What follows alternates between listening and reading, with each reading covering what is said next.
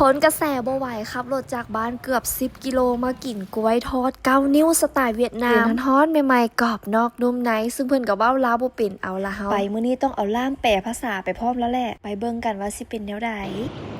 สบายดีพ่อแม่พี่น้องขอต้อนรับเข้าสู่ช่องนางพุทธสอนชาแนลมื้อนี้น้องพาทุกคนมาที่พระธาตุหลวงเวียงจันทน์เนาะนี่ทางด้านหลังคือเป็นพระธาตุหลวงเวียงจันทน์เนาะแล้วก็มื้อนี้สิพาทุกคนนั้นมากินจืนกล้วย9นิ้วเนาะพี่น้องเนาะทอดกล้วย9นิ้วเนาะซึ่งอันนี้ก็บ่ได้กินโดนเลยนะเคยกินล่าสุดกับแม่นผู้ละอยู่ปากเซเนาะทางบ้านของทุกคนเด๋อันมีแบบมีโบเนาะแล้วก็ขายกันเท่าใดเนาะน้องเห็นบ่แน่ใจว่าอยู่บรรทัดทองกับมีโบตัวนี้เนาะแต่ว่านี่มันเป็นอันกล้วยทอดสไตล์ของเวียดนามเนาะซึ่งเพิ่นเป็นคนเวียดนามที่เอามาขายอยู่นี่แล้วก็เห็นตอนนี้ก็คือแบบคนมากินหลายเลยเพิ่นบอกว่าแซ่บว่าซันเฮาเองนี่ก็ขี่รถมาประมาณ10กิโลเนาะเธอจะมาฮอด5นี่เดี๋ยวมาเบิ่งมาซิมมากินกันเนาะแล้วก็มาเบิ่งว่าอันนี้เป็นสูตรของทางเวียดนามเลยบ่ขายเท่าใดมาขายแต่จักโมงขายจักโมงตอนนี้ลูกค้าก็เริ่มมาละแต่ว่าเพิ่นเว้าภาษาลาวบ่ได้เฮามีนายภาษาพร้อมนี่ให้น้องทรายมาเปะให้สบายดีไปดีเว้าเวียดได้บ่ได้อยู่แต่ว่าเขาเป็นเวียดภาคเหนือแล้วเป็นเวียดภาคกลางอ๋อแต่ภาษาก็ฟังออกอยู่ 80% อ๋อโอเค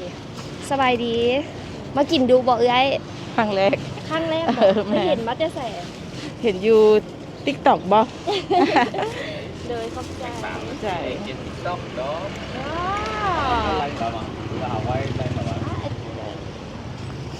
ใกล้ๆโอ้จืดไม่ท่าเลยนี่สบายดีซินจ่าวไอ้เจ้าซื้อมาจากไหนคะanh tên gì anh tên Kết ở Đà Nẵng Kết K E T Đòn Kết แล้วเป็นคนดาหนังĐà Nẵng ซื้ออย่าง ชื่อเก๊กไอ้เก๊กK E T K E T เก๊ก Đòn Kết เก๊กเก๊ก K E T Kết เก๊กไอ้เก๊กแองเก๊กถึกเนาะด้วยแล้วเขาขอถามเนี่ยคือเจ้ามาขายอยู่นี่เดือดร้อนป่ะanh bán ở đây lâu chưa bán đây 2 tháng ได้2 เดือนแล้วได้2 เดือนแล้วแต่ก่อนมันเจ้าขายอันนี้มันเจ้าไปขายอยู่ไสtrước đây thì anh bán ở đâu nhỉ trước đây anh bán ở dưới ngõ tư Tháp Lũng dưới ngõ tư nè Tháp Lũng ขายทับหลวงทางนั้นฝั่งนั้นในช่วง2 เดือนนี่ป่ะก่อนหน้านั้นเราขายอยู่หั่นแล้วเราย้ายมาขายอยู่นี่เจ้าขายเจ้ามาอยู่ลาวเดือดร้อนป่ะanh xuống bên Lào lâu chưa anh sang Lào được 5 tháng เรามาลาวได้5 เดือนแล้ว5 เดือนแล้วเจ้ามาลาวได้จังไหนเจ้ามีครอบครัวอยู่นี่บ่anh có gia đình ở bên Lào hay là như nào em nhà em của anh củaน้องของเราเป็นอยู่ลาวmười mấy năm rồi em nó ở đây hơn 20 năm rồi น้องเราอยู่นี่nó buôn bán ở bên Lào này nói con cái nó giờ gốc như gốc Lào luôn rồi có đứa sinh đẻ ở đây luôn học ở đây luôn học trường quốc tế ở đây luôn này có 2 đứa con lớn đi du học con của anh à con của thằng em á còn thằng em kia là xuống ở đây suốt à ở đây cả mấy chục năm rồi thằng em á น้องเราหันอยู่นี่หลาย10 ปีแล้วหลานเรากะไปเรียนต่างประเทศเนี่ยก็มีเรียนอยู่นี่เนี่ยก็มีจนใหญ่เข้ามหาลัยละเข้ามปลายละแล้วเราหันละแม่นมาขายเครื่องหากินอยู่พี่มากับมาอยู่กับน้องสาวมีครอบครัวบ่เดี๋ยวเขาจะซื้อสวยเจ้าจีอันเถอะมีครอบครัวแล้วอ่ะanh có gia đình chưa ครอบครัวอยู่แล้วอ่ะcó gia đình rồi gia đình anh ở bên Lào xin ขอบใจว่าไงgia đình anh ở bên Lào hay bên Việt ở bên Việt ครอบครัวเราอยู่เวียดพูดมาลาว5 เดือนนี่ภาษาลาวมันได้คำใดanh sang Lào được 5 tháng rồi có biết nói từ nào tiếng Lào biết ít nóiนึงไอ้อันนี้เท่าใด1 xếp họ fan นี่ได้อยู่15,000เนาะเพิ่นขายอันนึง15,000เอ้าอยากฮู้แฮงก็คืออันนี้หั่นน่ะแม่นอ้ายไปเรียนมาเฮ็ดมาแต่ไส anh học làm cái bánh này từ lâu cũng thằng em này nó bán ở đây luôn. อ๋อ Với lại mình cũng tự sáng chế ra mình làm. น้องเรากับขายนี่อยู่นี่คือกัน แต่ว่าเขาอาจจะบ่เห็นเพราะเขาไม่ได้อยู่แถวนี้เลยเขากลายไปไกลมาขี่ไป แล้วสูตรนี้เป็นสูตรของทางเวียดนามบ่หรือว่าเฮ็ดอยู่ทางลาวแปลสูตรมาแต่ไสอะนะ ตัวนี้แม่น อาหารประ เวียด เภทใด เขาขายมาแต่ใดแล้ว อ๋ออันนี้เป็นจีนกล้วยของเวียดนาม แม่นเพราะว่าอยู่หน้าโรงเรียนบอนอันนี้อยู่กับ Đúng rồi, mà cua này ở Việt Nam. มีขายทั่วไปเลยคือจืดกล้วยจืดขนมปูอย่างที่บ้านเขาแหละ เป็นอาหารสตรีทฟู้ด โอ้ก็เป็นจีนกล้วยสไตล์เวียดนามนะไอ้เนาะซึ่งเพิ่นขายอยู่นี่ก็ได้ประมาณ5เดือนแล้วอยู่แล้ว5เดือนแล้วเนาะว่าภาษาลาวได้แน่น้อยนึงเดี๋ยวบ่เบิ่งขั้นตอนการเฮ็ดของเพิ่นเนาะแล้วก็รู้สึกว่าน้ำมันของเพิ่นนี่ใส่จริงลิงเด้นะเบิ่งนะพี่น้องเอ้ยอันนี้นี่ไอ้สุปแป้งทอดจักเทื่อไอ้ละสุปแป้งทอดจักเทื่อ อาจจะเทื่อเดียวเลย แล้วมื้อหนึงเดี๋ยวไอ้ขายหมดประมาณกล้วยจักหวี หมดไงดีanh bán được thì tầm bao nhiêu cái Anh định mà mới bán đây cỡ hơn 100. หลายคนร้อยขึ้นไป 100 อันหรือ100หวี ร้อยอัน 100 อันว้าวอุ้ยแสดงว่ามื้อหนึงนี่สร้างรายรับได้หลายเลย ก็ประมาณ อันหนึง15,000คูณ100อันได้เท่าไหร่15ตืม0 ล้าน ล้านห้าประมาณนี้เนาะ ก้อนชิว่าถามเป็นอันเมื่อกี้เห็นลืมคำว่าหวีก็เลยถามเป็นอันเดี๋ยวนี้ชื่อคำว่าหวีละ เออ โอ้อันนี้จะเป็นน้ำของเราที่ว่าเราเอามาชุบแป้งทอดเนาะทุกคนเนาะก็ได้รู้ข้อมูลคร่าวๆกันแล้วเดี๋ยวมาเบิ่งขั้นตอนการเฮ็ดของเพิ่นเนาะเดี๋ยวแล้วเราก็สิมาซิมน้ำกัน Trong cơ thể mình ăn sạch được thì người ta họ ăn sạch được. แล้วว่าอาหารการกินเฮ็ดอันนี้ต้องเฮ็ดสะอาดเฮ็ดขายนี่เขาก็เฮ็ดสะอาดเพื่อเขากินเองเขาไม่ได้ห้างกายเขาก็อยากกินแนวสะอาดเขาก็ต้องเฮ็ดสะอาดให้คนอื่นกินคือกัน โอ้แล้วว่ายังใส่เพิ่นบ่ แม่ เบิ่งรู้สึกว่าหน้าโต๊ะเจ้านี่สะอาดสะอ้างดี กินsạch sẽ được anh สาวๆลาวมาซื้อหลายบ่ có cái nào qua mua nhiều không anh Ở người Lào người ta họ thích cái bánh này lắm. em ở Việt Nam em cũng thích đấy แล้วว่ายัง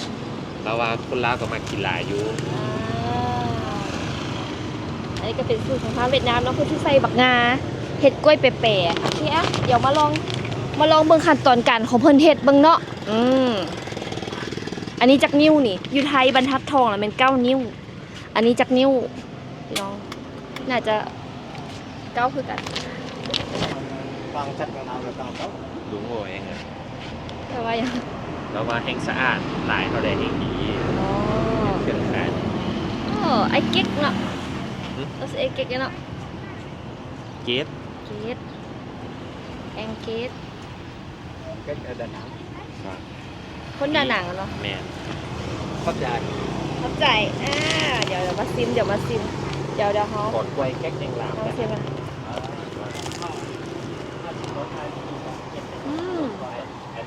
แป้งมันหอมเลยหอม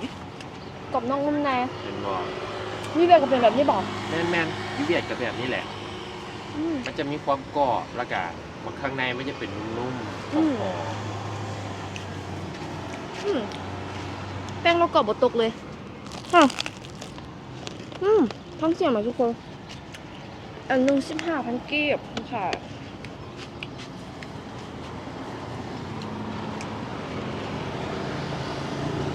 ราคากับพอๆกันกับทุก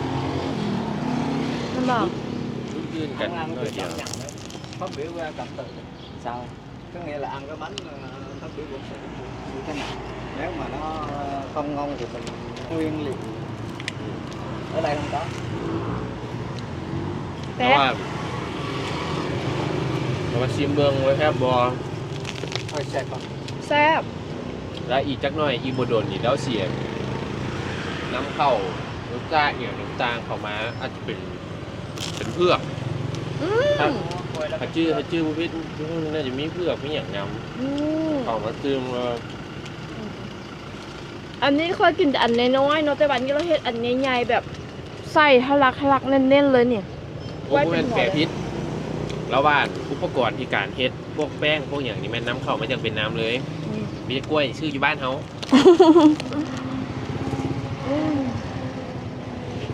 ซ่บบ่ นอนคงแซ่บบอ คันแซ่บเด้ น น อ อน น Dầu anh khen 2 ngày rồi anh nói dầu อ๋อ không bao giờ น้ำมันเป็น2 มื้อเปลี่ยนเท่อนึง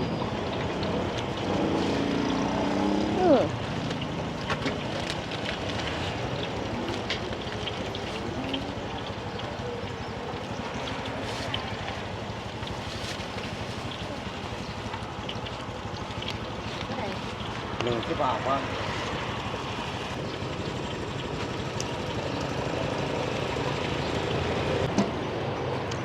กินเปื้อนแล้วเพิ่นก็มีเจชูให้ใส่พร้อมเด้อเอามาเอาเลยพุ่นน่ะเสร็จมือมาแล้วบัดนี้ขอถามเนี่ยว่าห้านอ้ายนี่เปิดจักโมงหายจักโมง ก้อนหน้านี่ถามแล้วว่าเรามาขายช่วง3 มา 4 โมง อืมแล้วขายเรามาเปิดห้างช่วง3 โมงหา4 โมงเพราะจักโมง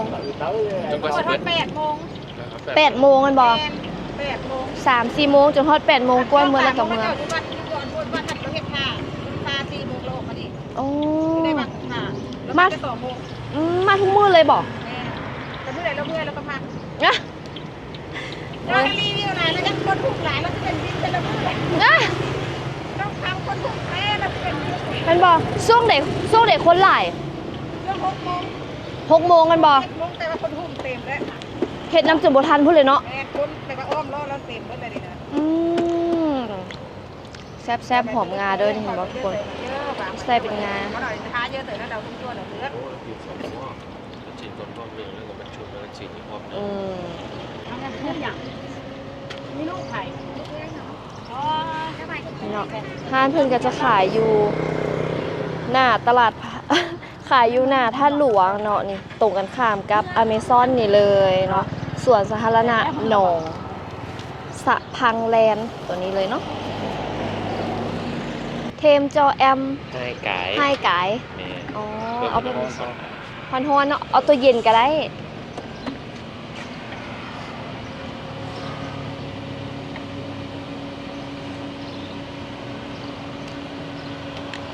โอ้นี่น้ำมันเรา2 มือเปลี่ยนเท่านึงทุกคนเฮ็ดใหม่ๆนี่โตเป็นเศษมาแล้วก็ตักลงนี่ เบิ่งเขาสวนแล้วฝอยหลายแล้วลืมพริกใหม่เลยนึง เห็น นะ บ ค อ รับ ขอโทษเด้ออ้ายเขาส่วนจะลมหลายจนลืมพริกใหม่เลย อากาศอยู่เวียดกับอากาศอยู่ลาวคือกันบอ anh thời tiết ở Việt và bên Lào thì khác nhau anh thấy khác nhau không không không á thì Lào ăn nói nhỏ nhẹ cái cắn thôi คือกันเนาะ ăn nói nhỏ nhẹ không có ganh tiền mua bán là không có ganh không ý em là thời tiết à,